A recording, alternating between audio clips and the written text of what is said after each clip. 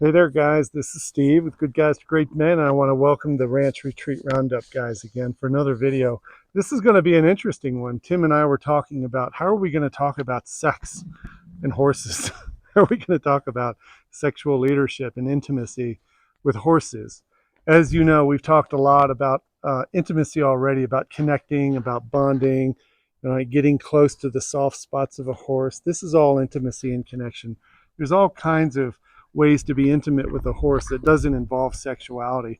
That's getting into vulnerable places under their neck, in their throat, in their mouth, petting them where they're not normally pet. But today I want to talk about one thing in particular when it comes to intimacy and sexuality and leadership. One thing that we know is that when we work with guys who are complaining they're not getting enough affection, they're not getting enough attention, they're not having enough intimacy and touch, we know they normally think intimacy means sex. The actual sexual intercourse is the only intimacy that they know. And there's also emotional intimacy and connection, there's intellectual intimacy and connection, there's spiritual intimacy and connection. When it comes to a horse, they mostly sense your spirit. They mostly know whether or not you know what you're doing. Or if you don't, then they have to know what they're doing. It's said that if you don't know how to lead, the horse will leave no doubt. They'll take over for you. When a guy says that I'm not getting enough attention, I'm not getting enough affection, I didn't even get a kiss this morning before she left. And we always ask, well, did you give her a kiss? And he'll say, what do you mean? You could think in terms of not getting what you want, but you can also think of terms of your responsibility to give affection. If I want to give this horse affection, I need to be the initiator. If I want to give the camera girl a hug, I just say, hey, come here. I'm going to hug you. And I kiss her. I give her a kiss. I don't go to get a kiss. I give a kiss. And the difference, the spiritual difference in that is leadership. Whether or not you're sitting butt hurt and brooding over the fact that you don't feel like there's reciprocation or she never initiates anything, and you sit with almost an adolescent energy, and I don't use that word to shame anyone because I know the feeling very well of feeling young, like a 17-year-old who's nervous and scared about initiating connection. Women can sense this too, as horses can. They can sense whether or not you know what you're doing. They know if you're confident or not confident.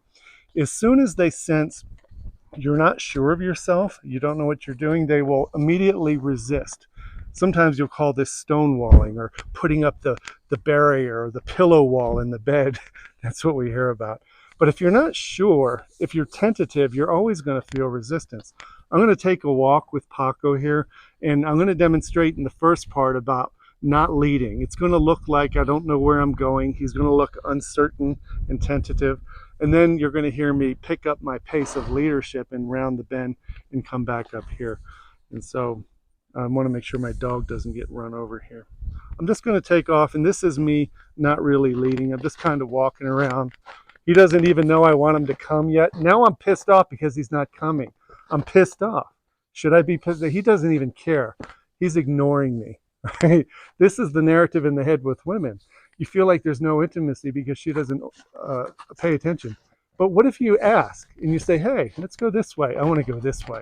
And then just a slight bit of leadership, just a little bit of leadership.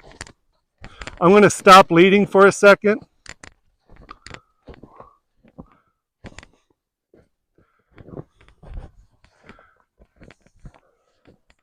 He doesn't know what I want. I haven't asked him anything. I haven't initiated anything. He's going, well, if you're not going to lead, then I'm going over here.